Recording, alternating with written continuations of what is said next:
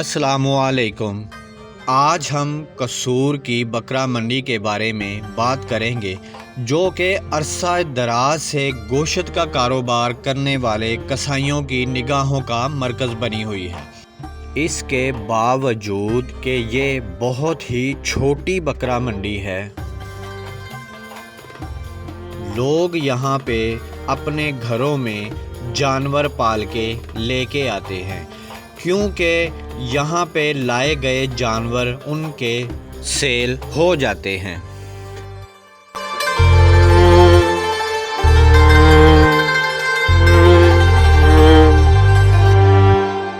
उनके जानवर सेल होने की वजह यहाँ पे आने वाले 3 तरह के गाहक हैं, जिनमें गोश्त का कारोबार करने वाले कसाई, जानवर ख़रीद के आगे दूसरी मंडियों में ले जाके सेल करने वाले व्यापारी और घरों में पाल के कुर्बानी करने वाले गाहक हैं। अब कुछ सालों से यहाँ पर नस्ली जानवर भी आना शुरू हो गए हैं। जिस तरह के आपको ये नज़र आ रहा है, यहाँ पे जानवर हर तरह के मौजूद होते हैं। पहल यहाँ पे सिर्फ़ काटू माल लाया जाता था, जो कि कसाईयों के निगाहों का मरकज़ थी। अब यहाँ पर बहुत ही आला किस्म के जानवर भी आना शुरू हो गए हैं।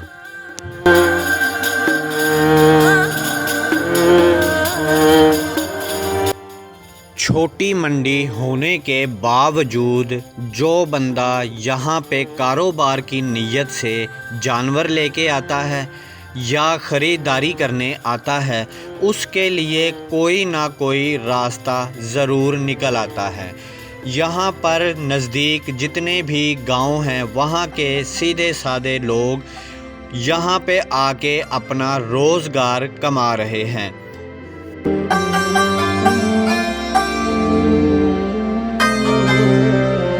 यहाँ की एक ख़ास बात और है कि यहाँ पर ना जानवर ख़रीदने पर, ना जानवर बेचने पर, ना जानवर लाने पर, ना ले जाने पर किसी किस्म की कोई पर्ची शामिल नहीं है। कोई चार्जेस यहाँ पे नहीं लिए जाते।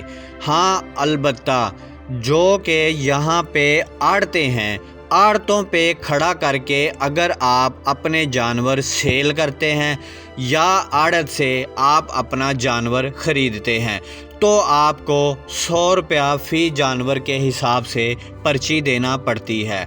अलबत्ता अगर आप यहाँ किसी मंडी में बाहर खड़े होकर रास्ते पर अगर अपना जानवर सेल कर देते हैं, चल फिर के कोई जानवर ख़रीद लेते हैं, कोई रक्षा लेके आते हैं या किसी किस्म की सवारी लेके जहाँ से जाते हैं, किसी किस्म की कोई पर्ची चार्ज नहीं की जाती।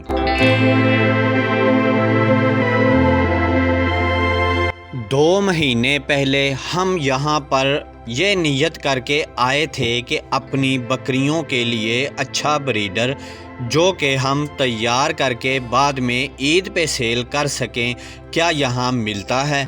हम यहाँ पे जब आए, थोड़ी सी मेहनत की, तो हमें ये बहुत ही अच्छा, हेल्दी, ताकतवर और नायाब बकरा यहाँ से बहुत ही मुनासिब कीमत पर बन गया।